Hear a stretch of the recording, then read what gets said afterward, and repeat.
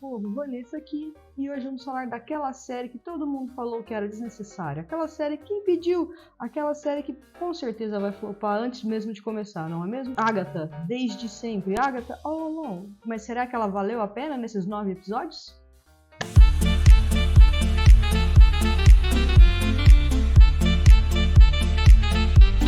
Chegou à conclusão Agatha All Along, a série que muita gente achava que não ia dar em nada, que ninguém queria assistir, que todo mundo falou que não ia ser boa desde antes de estrear.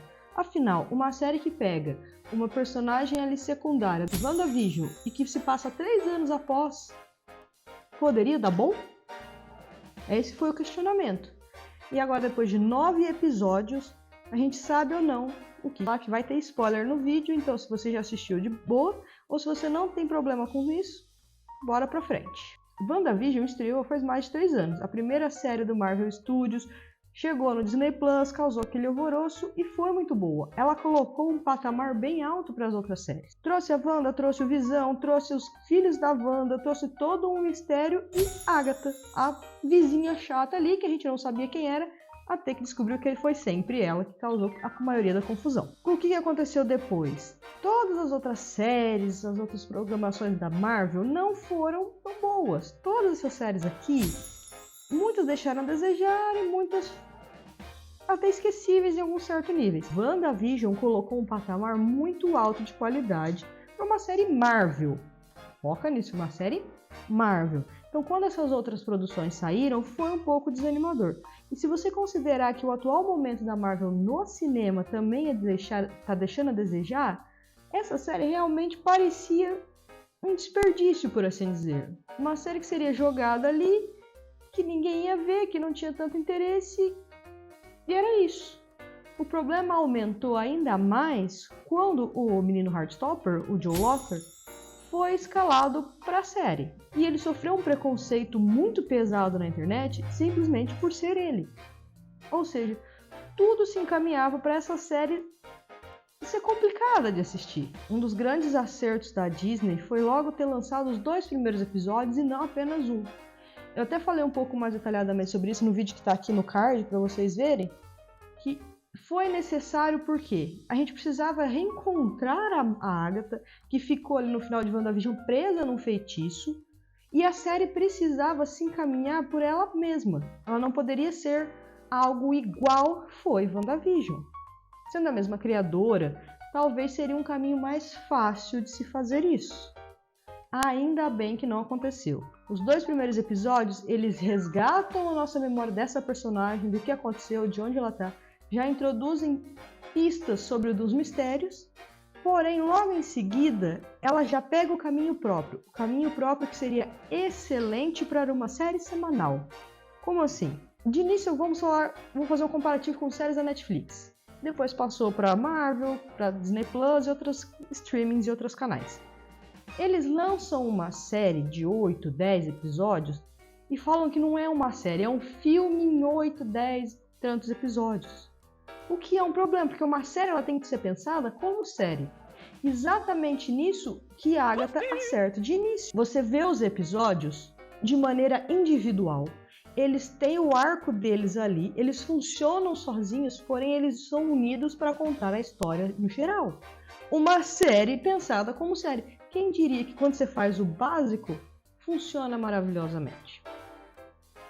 Foi pré-estabelecido que a partir ali do segundo, terceiro episódio, cada um ia contar a historinha de uma das bruxas, que estavam formando o coven da Agatha para entrar nesse caminho para tentar conseguir o que cada uma tinha interesse. Foi colocado também junto o perigo, a urgência que foi a Sete de Salem, que estavam caçando a Agatha para querer matar ela, porque a Agatha causou lá atrás a morte da mãe delas, como já foi visto em WandaVision, como foi relembrado aqui. Pronto, estabelecido isso, você coloca todas as personagens num lugar, você dá tempo de desenvolvimento para elas por episódio, enquanto tem a urgência do perigo. Excelente! Então, cada episódio, cada semana, você já estava pronto para ver o desenvolvimento do geral do grupo, pegar uma personagem em destaque e mostrar os poderes e o passado e explorar um pouco mais. Essa dinâmica é ótima para você conseguir criar uma conexão e ficar ansioso para a próxima semana. Porém, chegou num momento em que tinha que ter a grande revelação. A grande revelação chegou no episódio 6, onde o jovem que estava ali é revelado realmente sendo o Billy Maximoff, o filho da Wanda. Assim como a gente viu em WandaVision, e eu vou continuar fazendo aqui as comparações por serem até então as duas melhores séries da Marvel e por terem a mesma criadora por trás, ok? Mas voltando.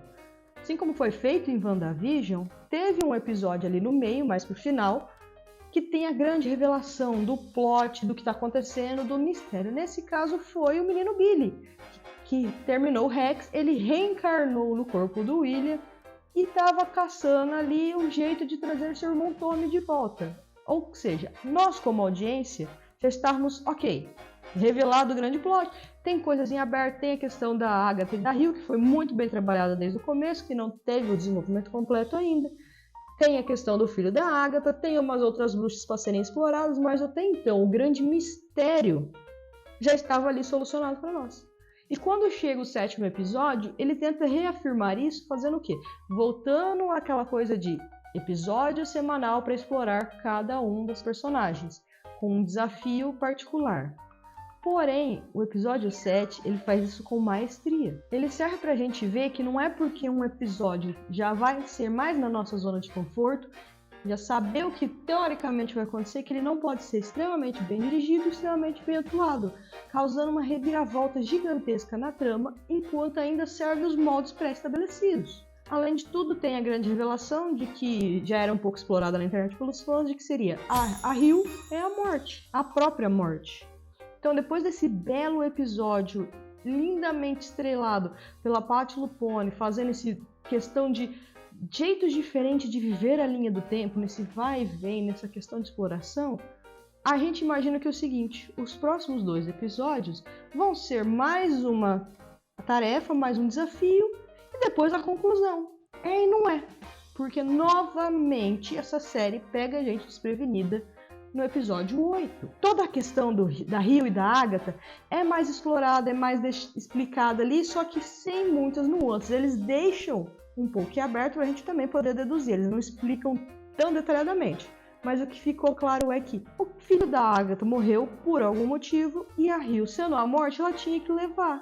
Mas ela concedeu alguma coisa para a Agatha que a Agatha não viu como um presente e as duas brigaram. Então, mesmo elas se amando, elas acabaram se separando por conta dessa questão. Enquanto a série tratava o desenvolvimento pessoal e do passado das próprias personagens, ela andava com a trama, fazendo com que a Jen, a Agatha e o Billy ficassem novamente presos no próximo desafio, igual a gente já estava esperando. Nesse momento, a Jen descobre o problema que estava com os poderes dela, o que aconteceu, e consegue se libertar. Ela chega no final da estrada, ela obtém o que ela desejava e ela é libertada.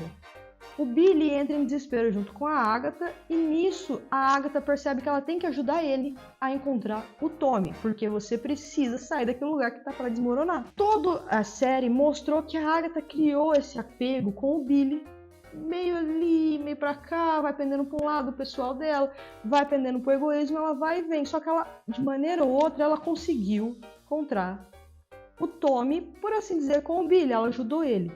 E quando ela finalmente sai dessa estrada, desse caminho, tem o tão esperado confronto da Hill com a Agatha. Por quê? A série ela já deu um tombo na gente e matou a Sete de Salem, que seria o grande perigo da temporada. Matou lá atrás no episódio 7 e foi construindo a tensão desde o início da Hill, da Agatha, da Hill e da Agatha. E esse confronto foi entregue no episódio 8. Porém, a Agatha estava sem poderes. Era inquestionável. Então, de maneira brilhante, e fazendo um paralelo novamente com WandaVision, o menino Billy chega e a Agatha começa a se alimentar dos poderes dele. Porém, dessa vez, é dados voluntariamente. E ele ainda pede, não pegue tudo. Nesse ponto, a gente vê a diferença e uma pequena evolução da Agatha, porque ela poderia realmente ter sugado todos os poderes dele, mas ela se apegou àquele menino. Então, ela pega o que ela precisa e solta ele. Isso não impede a Marvel de fazer o que todas Marvel tem que fazer, o grande set piece final de ação. Mas aqui é uma série menor, o orçamento é baixo e não era esse o objetivo. A gente consegue ver meio do ponto de vista do Billy, uma briga que fica escondida atrás de alguma coisa, a gente escuta os barulhos, porém a série ela não vai perder o foco dela, que é o drama psicológico e sentimental, e a Agatha sempre fazendo o que é melhor para ela do jeito egoísta. Ela consegue tapear o Billy para que ele se entregue à morte. E é nesse momento que todo o arco que ela tem de emoção com o filho que foi trabalhado e todo esse carinho que foi criado com o Billy chega a uma conclusão. Ela se entrega para a morte, fazendo o primeiro beijo entre duas mulheres do universo da Marvel. E não é qualquer beijo, foi um beijo, não foi aquele selinho, enquanto se dá aos braços da morte. Foi emocionante, você fica meio chocado, porque era o final do episódio 8, ainda tem o episódio 9, eles mataram a protagonista. E de novo, em um paralelo com o WandaVision, tal mãe, tal filho, o Billy vai, põe a sua toquinha e sai de Westview. A gente imagina que vai terminar ali e fica meio perdido pro próximo episódio, porque ainda falta o final, a conclusão da história. Nisso, uma série bem pensada mostra que é uma série bem pensada. Porque o plot que foi revelado no episódio 6 não estava completo. Eles pegam novamente a gente de surpresa, além de algumas teorias dos fãs na internet, mas pega sim, porque quem criou o caminho de maneira inconsciente foi o Billy. Do mesmo jeito que a Wanda fez todo aquele cenário de Westview com as seriados e vai passando a década, o Billy fez aqui. Ele conseguiu manifestar para a realidade o desejo dele. E do mesmo jeito que a gente foi pego de surpresa sobre isso lá com a Wanda, a gente caiu novamente nessa série. Éramos apenas mais um sobre um encanto que, sem saber o que estava acontecendo, e apenas seguindo o caminho junto com os nossos protagonistas. É impressionante como quando você trabalha bem um personagem e vai plantando pistas ao longo da série porque você já sabe onde vai dar, isso funciona. É simples, quando você volta e vê os diálogos da Agatha com ele ao longo da série, tem várias frases soltas que agora fazem todo sentido, porque ela já sabia tudo isso. E como ela sabia? Isso é muito bem explicado no episódio 9, que a gente não tinha ideia do que seria feito. Essa série ela trabalhou muito bem o Coven ali das bruxas, trabalhou o Billy, porque querendo ou não, é uma série de introdução do personagem, porém ela não esqueceu da sua protagonista. Quando uma produção é focada em desenvolver seus personagens e contar a sua história como um todo, mas ainda de maneira que você não esquece as pessoas, funciona. Uma série pensada como série, como eu já disse no começo do vídeo. Eu gostaria de ter visto um pouco mais do relacionamento da Agatha e da Rio antes do Nicholas nascer, antes dela ficar grávida, de como que elas se conheceram e tudo começou. Gostaria. Mas a série focou exatamente nesse ponto. A gente já entendeu que a relação delas existia, a gente precisava só entender como foi a separação e o mistério dessa criança que já perdura aí há um tempo. E de um jeito bem trágico, a Marvel foi lá e entregou a Agatha bem fiel aos quadrinhos.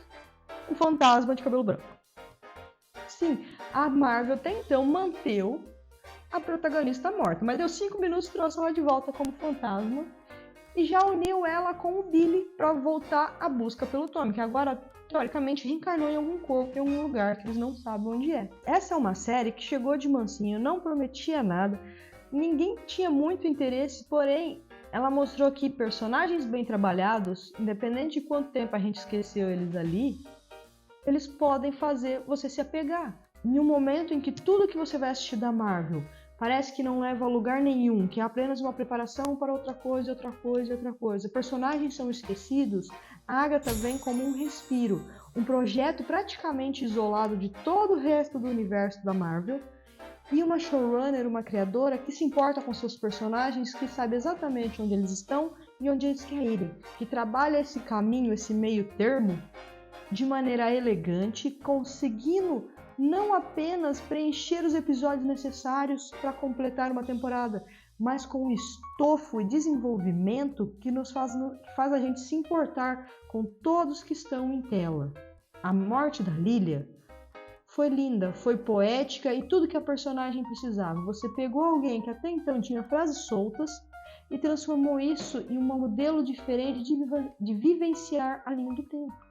A Agatha, que passou séculos e séculos apenas se importando com ela mesma por causa de um trauma no passado, finalmente usou esse próprio trauma para enfrentar o amor da vida dela, aceitar a morte em seus braços, enquanto dava uma chance do Billy conseguir viver a vida dele.